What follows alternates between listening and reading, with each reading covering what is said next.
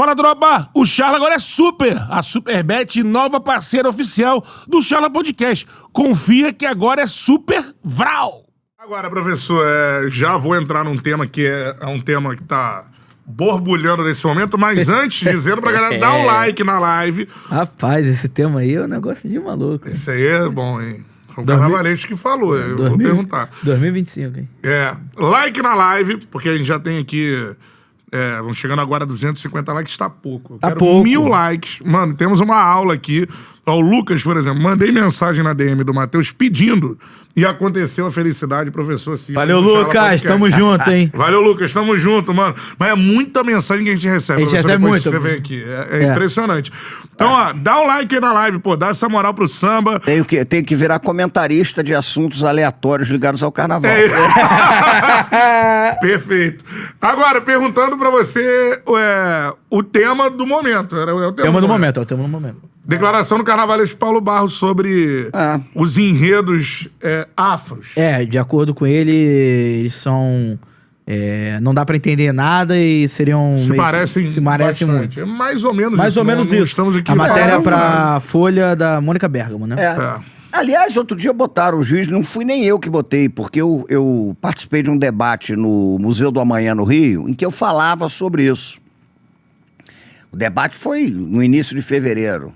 E aí o vídeo foi pro Instagram, porque o museu botou, viralizou, eu falando, não sei o quê. Aí teve até, professor Luiz Antônio responde ao Paulo Barros. Eu falei, não respondi nada, porque eu falei muito antes. Sim, né? Eu vi o vídeo. Cara, primeiro eu acho o seguinte, o Paulo Barros tem todo o direito de fazer o carnaval que ele quiser fazer, e eu acho que quase tudo é carnavalizável. Escola de samba pode fazer enredo sobre quase tudo. Teve escola de samba que já fez enredo sobre iogurte. E eu acho que vale. Não, eu acho que vale. Eu acho que o problema daquele enredo foi a escola de samba, da pedra, levar ele a sério. Porque se você brinca com aquilo... Porra, cara, você faz uma sacanagem, brinca, o enredo é aquele, tá bom. Tinha que ter umas frases prontas que os caras tinham que mas colocar. Mas não dá lá. pra ver. Aí já entrava a comissão de frente, os lactobacilos da folia, aí não dava. Cara, esse é o enredo mais... Sabe que o intérprete? Ousado, intérprete? Vander Pires. Então. É o Vander, cara. Você é meu ídolo. E dizem que o samba é aquele samba do André Diniz. Pô, André Diniz, Cláudio Russo, só elite. Mas não assinaram não, que... Fazer samba do iogurte é foda, né? Não, mas o que acontece? Não dá pra acertar toda. Ficar conhecido ali e tal. Não, porra, mas é isso. Pô, você já teve enredo sobre shampoo. Aliás, samba do André que eu gosto. Que o refrão, cara, aquilo é muito engraçado, porque ele sai falando, o enredo era patrocinado por shampoo, então você tinha que falar de cabelo pra cacete. Né? Aí vinha, Sansão, forte se apaixonou, o corte enfim revelou, Dalila, sofre paixão nobre e fiel, quem lágrimas viu Rapunzel, mais linda. Eu gosto de samba, hein? Não, bom samba. Um bom samba. Isabel 2011. Bom samba, um bom samba. Agora, o que acontece? Cara, quase tudo é carnavalizável. Eu não falo que tudo é carnavalizável, porque não dá pra você fazer enredo que tenha racismo, incitação à violência. Os absurdos. Aí não dá. Mas, a priori, quase tudo é carnaval. E já teve, na época da ditadura, um enredo meio que em prol ali do alguns, regime, alguns. Beija-Flor teve, né? Mas o que acontece? O Paulo Barros tem o estilo dele. O estilo do Paulo Barros é o estilo em que ele dialoga com a cultura pop, né? O Paulo Barros não é um carnavalesco que pareça conhecer em maior profundidade a história do samba, das culturas negras. Ele mostra profundo desconhecimento e acho que ele admite que não conhece mesmo nada, né? Então, por um lado, é saudável, porque quem não pode com a mandinga não carrega o patuá. O cachorro que for mordido pela cobra tem medo da linguiça. Então, não é minha praia. Quando ele tentou fazer desfiles afro, foi uma catástrofe. Uma catástrofe, não tem condição. Agora, a declaração dele não faz o menor sentido no seguinte. Primeiro, né? A pluralidade dos enredos é enorme. Porque ele fala como se enredo afro fosse uma singularidade, fosse tudo igual. Isso é maluquice, né? São enredos brasileiros. Eu gosto da expressão enredos não brancos. São enredos não brancos, afro-indígenas. Apresentam uma diversidade enorme. Então você vai pegar, por exemplo, Malunguinho, né, que é um enredo da Viradouro. Malunguinho traz um peso da influência indígena, da Jurema, dos catimbós, muito bonito e tal. Cara, e você tem uma imperatriz que vai desfilar com o Itã das Águas de Oxalá. Que é espetacular. A gente teve o Leandro Vieira explicando aqui. É o Leandro, e que já foi enredo, ótimo que já tenha sido, porque agora vai ser tratado pelo Leandro. A Unidos do Cabo Sul fez Águas de Oxalá, Império da Tijuca, Vila Santa Teresa. Grande Rio flertou com o mesmo enredo, com Águas Claras para um Rei Negro. Beija-Flor fez no Chuveiro da Alegria, que é um negócio diferente, mas tinha... era das Águas de Oxalá. Agora, é a versão do Leandro que vai ser espetacular, porque é uma história com início, meio e fim. É uma coisa completamente distinta de Malunguinho. Quando Tem você Salgueiro pega, ainda. Lógico, quando você pega, por exemplo... Andácias, né? Você quer ver um detalhe que é curioso? Você vai pegar Unidos de Padre Miguel e Unidos da Tijuca. Aí você vai falar a mesma coisa, negócio de orixá e tal. A Unidos de Padre Miguel vai contar a história da fundação da Casa Branca do Engenho Velho, que é um terreiro de candomblé seminal do Brasil, oriundo do axé da Barroquinha. A Unidos da Tijuca vai falar de um orixá pouco conhecido por quem não é do candomblé, que é Logum Edé, num enredo que fala do Itã, do nascimento dele, da transição do culto entre a África e o Brasil, do culto chegando ao Calé Bocum e não sei o que e tal. É uma perspectiva completamente diferente dentro do universo da cultura iorubá. Você tem a Mangueira fazendo um enredo, que eu acho muito contemporâneo, sobre a herança banto no Rio de Janeiro. Porra, enquanto a Grande Rio vai falar das 3 grandes, lindas, maravilhosas princesas turcas das encantarias do Pará. É uma pluralidade fascinante. Você tem enredos homenageando personagens, aí um é o Laíla e o outro é o Milton Nascimento, que estão dentro de um universo comum da negritude, cara, mas nada mais distinto até de temperamento do Laíla do que o Milton Nascimento.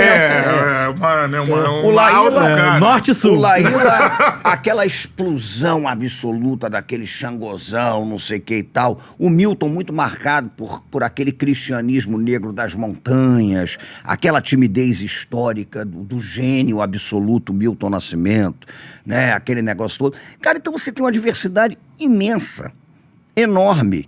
Por isso, ele pode falar que ele não gosta disso, que ele não gosta daquilo, que tem...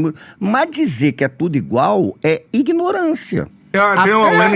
Quando fala ignorância, não é ofendendo, é ignorar, ou seja, desconhecer. Agora, ele tem o direito, ele é um grande carnavalesco, ele tem um nome escrito na história do carnaval, né? Ele tem carnavais excepcionais, ele cria um estilo, ele tem carnavais sublimes, mas, porra, isso aí não tem sentido nenhum. Agora, a parte da declaração que ele fala que ninguém entende nada, como é que você considera as pessoas que criticam alguns enredos culturais e até religiosos como academicistas ao extremo? Cara, eu acho que tudo pode ser ponderado. Esse argumento de ninguém entende nada, você pode dizer sim, mas o enredo está aí exatamente para que as pessoas passem a entender. Totalmente. Então, o que acontece? Não entende nada é um déficit do sistema escolar brasileiro, que durante décadas e décadas e décadas ensina uma história eurocentrada. Exatamente. Uma história branca, né? Recentemente, a gente tem legislação que estabelece a obrigatoriedade do ensino da história africana, das culturas afro-brasileiras, das culturas indígenas. Isso vem mudando, mas ainda é muito lento, porque a gente ainda tem uma escola predominantemente eurocentrada, exceções confirmam a regra. Nesse sentido, a escola de samba ocupa um papel importantíssimo no campo da educação, porque a escola de samba educa. A escola de samba introduz temas que a escola formal não introduziu. É importantíssimo. Então, ninguém entende, mas é exatamente para passar a entender. Isso é lógico, tá? Agora, isso depende do enredo, depende da sinopse, depende da pegada do carnavalesco. Você vai pegar um carnavalesco como o Leandro Vieira, o Leandro tem uma clareza na exposição dos seus enredos, né? Então, não vou entender. Vai entender, porque não tem como não entender. História pra Ninar Gente Grande, não tem como não entender, né? Às vezes você tem enredos que talvez tenham se perdido numa certa complexidade acadêmica, eu concordo inteiramente. Sinopses e etc e tal. Mas isso não dá, né, margem a uma generalização, até porque você está tomando o povo do samba como ignorante, que é incapaz de entender uma coisa. E não é incapaz de entender coisíssima nenhuma, né? Então eu acho que ali não tem fundamento essa crítica. Eu não entendi nem a Folha de São Paulo, nem ele. Pra que isso? Não, e tem Né? uma situação, eu ia lembrar aqui da frase do Emicida, que como é que é? É como se fosse... Vai falando. É inteligente quem sabe que a África não é um país, né? É lógico. Por quê? Porque a galera acha que por essa situação eurocêntrica, né? Você consegue entender e diferenciar as culturas europeias. Você pegar, uma história sobre a rainha, sobre o rei Charles lá, enfim, Inglaterra. Aí você tem aqui Veneza, aí a Itália. Você consegue diferenciar. Tudo da África que chega pra nós, chega como se a África é gigantesca, com diversas culturas, como se fosse uma coisa só. Por e isso não é, que né? é saudável a Mangueira vir com o enredo banto. A cultura banto é a que mais influenciou o Rio de Janeiro. E a cultura banto, ela tem diferenças, o modo de ser banto, as filosofias, as perspectivas de vida, em relação aos iorubás, por exemplo, que cultuam orixás. São muitas ramificações. O né? iorubá, ele tem uma cultura de característica mais fechada dentro do próprio grupo. O banto, ele é muito aberto, porque para o banto, a constituição do modo de ser, ela se dá no contato sempre com o outro, com a alteridade. O banto acredita que ele é capaz de pegar uma coisa da sua cultura e incorporar a cultura dele da maneira dele e de forma generosa. São diferentes, são distintos. Você tem uma pluralidade muito grande. De povos, de culturas, lógico, de o crenças. Rio de Janeiro assistiu ao encontro das Áfricas mais diversas de uma forma impressionante. O iorubá e um banto, por exemplo, da costa de Moçambique, dificilmente se encontrariam no continente africano. Eles se encontraram em virtude do horror da escravidão no Rio de Janeiro. Exato. Tanto que tem um tema que eu acho fascinante para ser estudado, que é o sincretismo intra-africano. A gente estuda muito o sincretismo afro-católico, enfim, como queira, mas o intra-africano é fantástico, fenomenal. E são enredos brasileiros fundamentados em histórias e saberes não brancos. Indígena. O indígena também, os povos indígenas são os mais diversos. É quando você fala índio, você lógico. parece que só tem um... Povos originários, né? Então, mas você tem diversas Ramificações. culturas, línguas, né, enfim. agora, Noves fora isso é o que eu tô te dizendo. Ele tem o estilo dele, o Monstros S.A., tá beleza. Vai fazer Monstros S.A. Tem espaço no carnaval? Tem. Tá? Você gosta? Eu prefiro Malunguinho, mas, pô, né? Tem quem prefira Monstros S.A.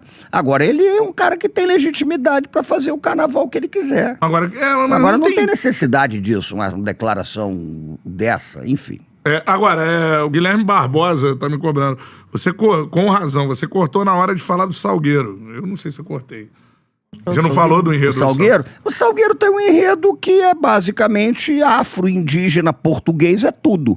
Porque o Salgueiro trabalha com a perspectiva dos rituais que operam na dimensão da proteção dos corpos contra malefícios.